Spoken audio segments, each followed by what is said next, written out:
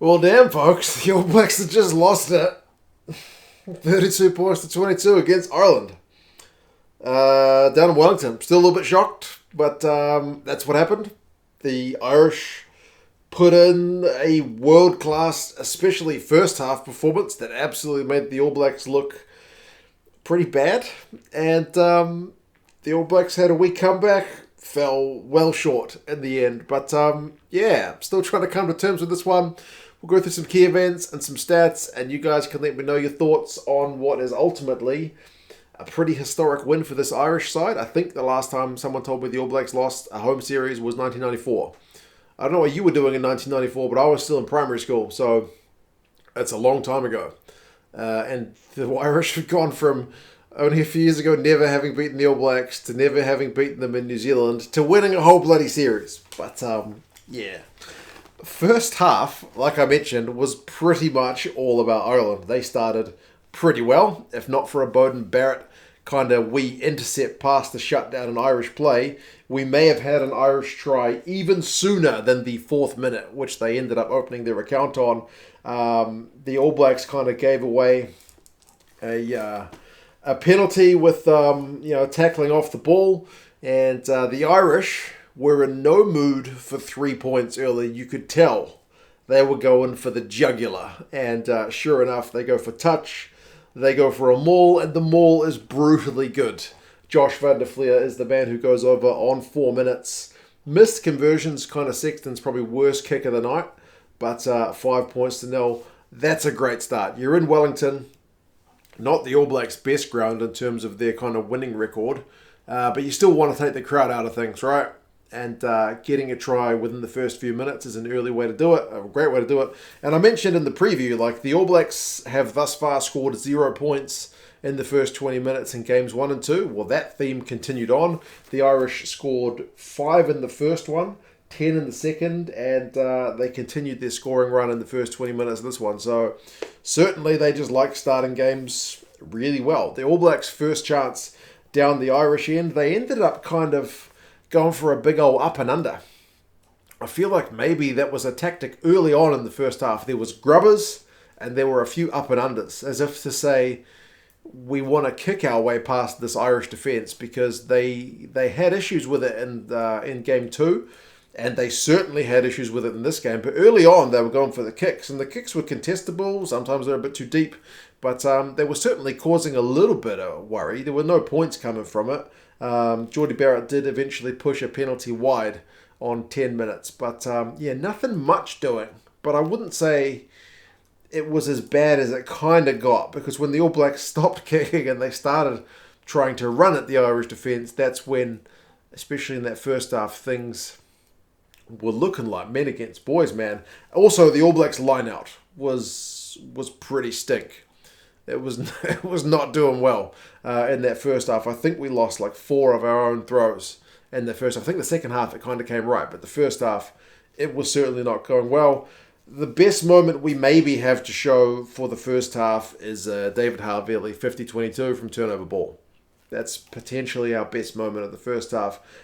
We did go through phases. Like the All Blacks were able to go through some phases, but there would be like that one moment where you could see it coming, that the Irish were going to get a turnover.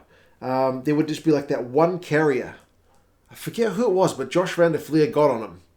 And it was like, then it's gone. Like, for all that hard work, you've gone like 5 meters, maybe 10 meters, and then you've been turned over.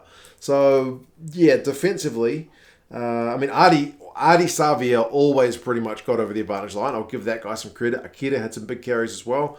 But the attack was largely going nowhere. It was pretty blunt. To put it mildly. Whereas the Irish go down the other end, they maul it, they get advantage, they go through some phases, and guess what? They're able to get over the advantage line. They look like they're going to come open side, they go blind side, and eventually they get a pretty sweet offload from James Lowe to Hugo Keenan, and on 28 minutes, the Irish extend their lead. So it's really polar opposites in terms of the effectiveness of the attack. I don't know how long the All Blacks spent in the 22 of the Irish, or at least their half in that first half, but it was quite a while.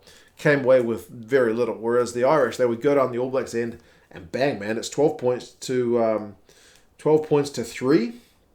By that point, I mean, I forgot to mention the All Blacks had kicked a 3 earlier when Sexton was pinged for not rolling, but that was the only real kind of points they were able to get in that first half. On half an hour, the All Blacks were trying to run it out their own half, which is when you've got Van der Fleer and Byrne and Co kind of up against you. It's always a interesting decision, but I guess they figured that they would try to make use of the bit of extra space. But then Brodie gives away a dumb penalty for kind of clearing out a player way off the ball. The Irish opt for 3, so the 3 points that the All Blacks had earlier on are well cleared out, and now the Irish got 2 tries on top of that, so it's 15 points to 3. 34 minutes, the All Blacks go 6 phases, and they're literally going nowhere. Like, every play is just coming back to the halfway line. Eventually they kick it, and Reece is able to catch it, so happy days, you just made 10 metres, and like the next pass is knocked on. So it's pretty much bang your head up against the wall stuff for the All Blacks. And if you're an Irish fan, you'd be feeling like pretty cool, calm and collected, because your team at that point is just looking the business. It looks like you're not going to concede any tries. Genuinely looks like you're not going to concede a single try in this game. By 37 minutes, it's 22-3 because the Irish get their 3rd try of the first half. This one is from Henshaw. I don't know. It's a really nice inside ball. Aki with a good carry in the build-up. It's, as I said, it's just the opposite of what we've been seeing from the All Blacks. The Irish attack is just cutting and it's getting forward, and the All Blacks have been going nowhere. So it's about as lopsided a half as I think I've ever seen. Maybe if I rack my memory banks, I can remember a half where the All Blacks have been punished like that. But it was brutal. And it's one of those ones where you look at the stats and you go, man, All Blacks 54% possession, 66% territory. It doesn't matter. The one of the key stats that I like looking at in games, it's not always a telling stat, but it's often a telling stat, is clean breaks. And in the first half, it was 3-0. And I don't need to tell you that it was 3 to Ireland, none to the All Blacks.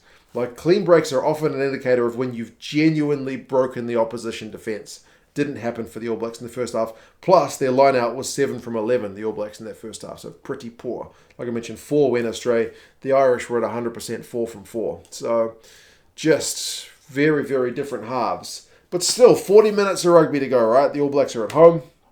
They can certainly come back. And they certainly started the second half way better, which is not that hard compared to the first half, seeing as how much we were struggling. But, 24 phases, I think it was. 24 phases. Like, that's how much it took to break down the Irish defence. And, of course, one of the few guys who could often go forward ball regularly, as I mentioned, was Ardie Savea. It's fitting that he's the guy who scored the try. Absolutely fitting. And he only just got it. He had to kind of twist and turn, and they had to check it that he'd grounded it, but he had grounded it. It was a fair call. And the All Blacks are at least on the board. The camera team did show that there may have been a hit by Aki on Tuinukuafe that may have been a bit high, because Tuinukuafe has to go off for an HIA.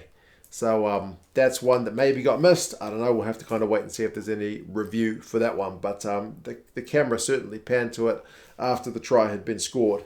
But like, right as you want the All Blacks to kind of build some momentum, as an All Blacks fan, of course,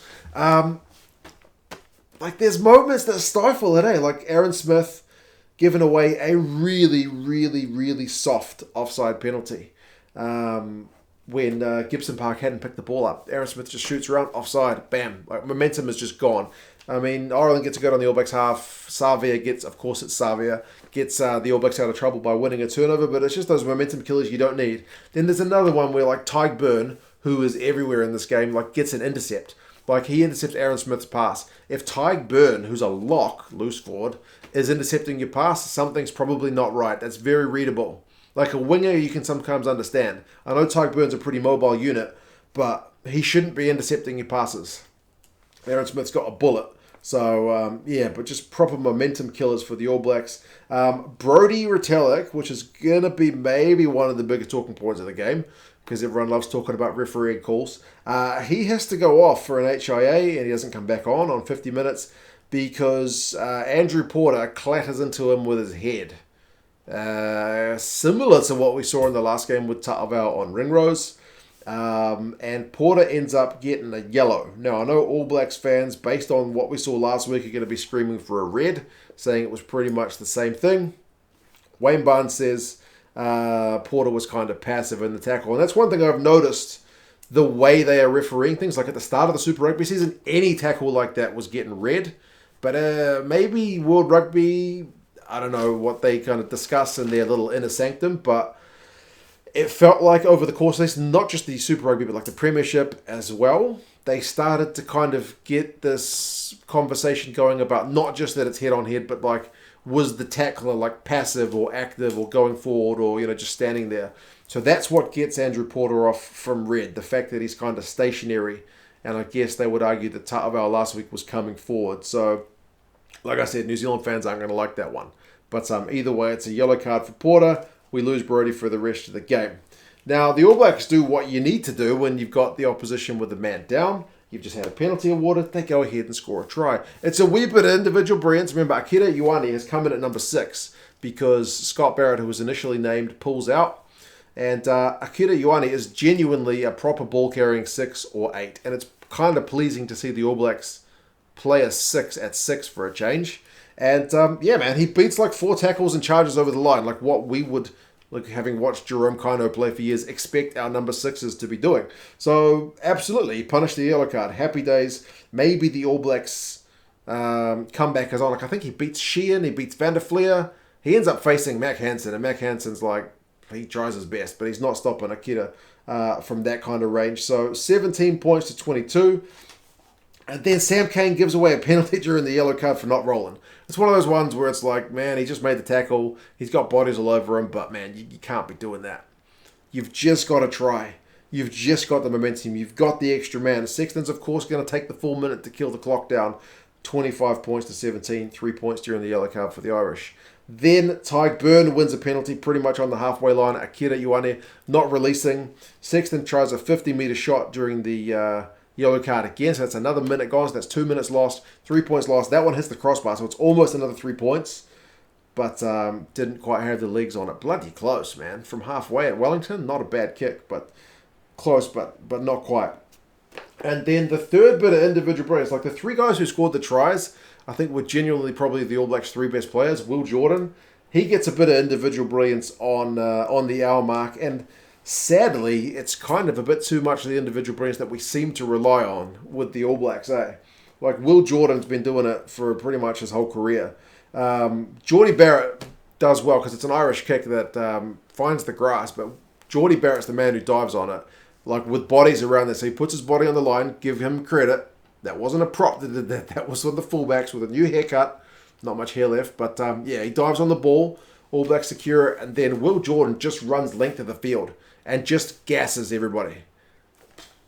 Individual brilliance kind of at its best. I mean, Sexton's trying his best to chase him, but man, even Sexton 10 years ago wasn't catching Will Jordan. That guy is lightning. So, man, we are back to within a 3-point game. It's genuinely, properly game on. The All Blacks have had the yellow card 12-3, so they've kind of won that pretty well. At that point, I'm genuinely thinking the comeback is on. Like, it has to be, surely. But no, I mean, the All Blacks have Aki go close, and then Savea gets pinged for coming at the ball from an offside position. He hadn't got behind the last feet at the ruck. And then, again, the Irish going for the juggler. You have to give these guys credit. They didn't just decide to go for the 3. They could have, because the momentum was all with the All Blacks. But a 3 is maybe not going to... It's only going to dent the All Blacks' momentum. They want to fully halt the All Blacks' momentum and go back on the offensive. It would have been a tough kick anyway, maybe, but they opt for touch. They go for a maul, and sure enough, man, it powers over. Rob Herring, he's able to get the try, and now we're looking at a 10-point ball game with a quarter of an hour to play. Big call, man. Like, that's the kind of call that you need your captain to make. As my phone goes off, probably with some sack Fozzie messages. But anyway, it's a big call, and yeah, it pays off for them. Hell of a call. You need that kind of call to win, and it looks great if it pays off, right? If they'd missed it, it would have looked maybe something else. 69 minutes. The All Blacks have got their own kind of big call moment. They've got a penalty that's pretty much out in front. You're 10 points behind. You need to score twice. Do you take the 3 and then try to chase the 7? Or do you go for the 7 now? They opt for taking the 7 now. They opt for a scrum in centre field. And they've just taken off Porter and Furlong. So you're thinking maybe the All Blacks can get some scrum dominance. No, the scrum gets absolutely monstered. They're trying to get the ball out on the back foot. And as Beauden's trying to get over the ball, because Beauden has been involved in bloody everything. No wonder they wanted to neck roll him to get him out of there. They concede the penalty, so it's a free exit for the Irish. That being said, the Irish throw from the resulting penalty wasn't straight, so it's like you still kind of leave the door open a little bit ajar for the All Blacks to come in. But then, like Will Jordan on attack, he gets turned over by Tadhg. A few minutes later, Byrne wins another turnover. Like he wins like 4 turnovers within a few minutes. At the end of the game, literally, the All Blacks have got like a minute or maybe a minute and a half to play. They win a penalty in their own 22. Cole's just like has to tap it. We're like chucking it to each other. Will Jordan checks, you have a go, like out of ideas. You're not going to score 10 points in a minute and a half. They eventually knock it on in their own 22. Ireland are able to just kill the game off, man. Like that last little passage maybe sums up part of the game, in that the All Blacks guys at times were just out of ideas. You rely on a guy like Ioane to beat 4 tackles to score a try. You rely on the pace of Will Jordan to just have the wheels. I mean, the Savea try was at least a team effort of like 24 phases to go and get it done. But I mean, crazy stuff. Congratulations, Ireland, man. That's a hell of a win. I haven't seen my All Blacks manhandled like that in that first half, especially. As I said, I don't know. Ever, maybe, I don't know. Especially not in New Zealand. Run meters finished 530 to 342 to the All Blacks. The All Blacks have got more possession and territory, but like I said, it's the clean breaks. The All Blacks end up with 4, so they get 4 in that second half. The Irish finish with 5. The Irish make 202 tackles to 102. Big defensive shift. But penalties conceded is 8 to 9. Like the Irish on the defensive weren't conceding penalties. And Andy Farrell talked about that in the pre-match. Like they're not a team that plays on the edge. They want to play with a low penalty count. So they can make 200 tackles and only concede 9 penalties. Like keeping under 10 penalties a game is good stuff. Line out. The All Blacks line outs in the second half. It's better. They finished 12 from 16. The Irish finished 7 from 8. So pretty solid. Turnovers conceded. Like I swear if there's 2 stats, I would need to double check like hundreds of games to see what it'd be like. But I feel like clean breaks and turnovers conceded are often kind of key indicators of winning teams. Like possession and territory don't really matter. Like it's just that speaking about more about the way you're playing than whether you're doing a good job or not. Turnovers conceded, honestly, the team who has fewer often wins the game. 15 by the All Blacks, 10 by the Irish. So I know the All Blacks had more balls. They got more ball to turn over, but still. I mean, Tadhg alone must be responsible for 5 of those turnovers conceded by the All Blacks, I would say. Individuals. Will Jordan is individually brilliant. 133 run meters, 2 clean breaks, and 4 defenders beaten. He gets a try. He's lightning. Akira Ioane, 73 meters, a clean break, 7 defenders beaten. I know he's had a dodgy foot in the preceding games, but I mean, see what happens when you play a big ball carrying 6 at 6. Happy days. Makes 11 from 12 tackles. He does give away that 1 penalty on halfway, but still. Savea, 57 run meters, 5 defenders beaten, 9 from 9 tackles. Again, not a bad shift from Big Ardie. Always puts in a really good performance, doesn't he? But likewise, Josh van der Fleer, 22 out of 23 tackles. I think last week was 21. So the guy is an absolute workhorse.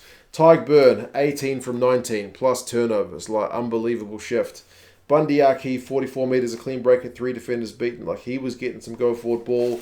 Keenan had like 90-odd run metres. Really, really good performance from the Irish. What becomes of Ian Foster now at this point, I don't know. Is this too much pressure for him to survive? We will have to wait and see. Certainly, based on the first half performance, you would say something needs to be done. Whether they just hire him a few more assistant coaches, I don't know.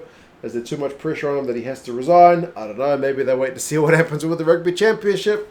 You got 2 games in South Africa now, so go enjoy that. That's going to be even more of a test. I don't know, man. I don't know. You guys let me know your thoughts. If you want British and Irish Lions gear, if you want to spend some money to celebrate they're having a summer sale. I'll put a link down in the description. I get some commission if you buy from that link. Get yourself rugby gear. I like buying rugby gear. It's a good hobby. I've got a link down to buy me a beer in the in the description as well. If you want to allow me to drown my sorrows a wee bit, I'll be doing that. Probably having a couple of beers now. And watching the Aussies take on the English. But anyway, historic win.